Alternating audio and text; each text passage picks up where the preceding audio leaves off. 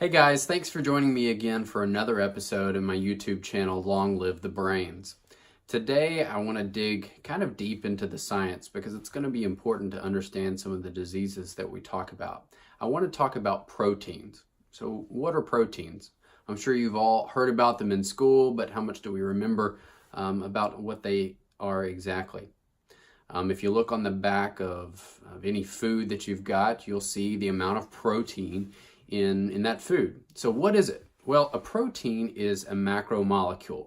There are 4 types of macromolecules. Other ones you might have heard of are carbohydrates and lipids or fats, and also nucleic acid like DNA or RNA. But today we're going to focus on protein.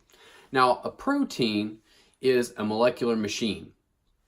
Machines have parts that allow them to do their function. So the parts or the components of a protein are amino acids. That's the most basic component of a protein.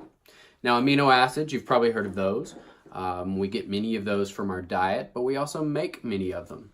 But because we don't make all of them, that underlies the importance of eating a balanced diet so that we can get those amino acids that we don't make in our body.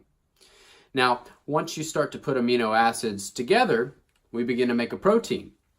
And amino acids are very unique in that they have charges on them, so plus and minus, or positive and negative charges.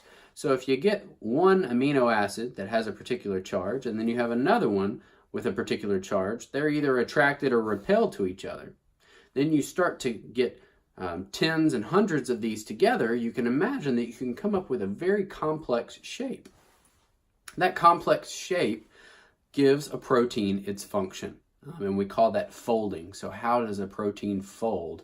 When it folds correctly, it's able to carry out its function properly. Now, problems can occur when proteins misfold, and that is the source of many of the diseases that we know about today.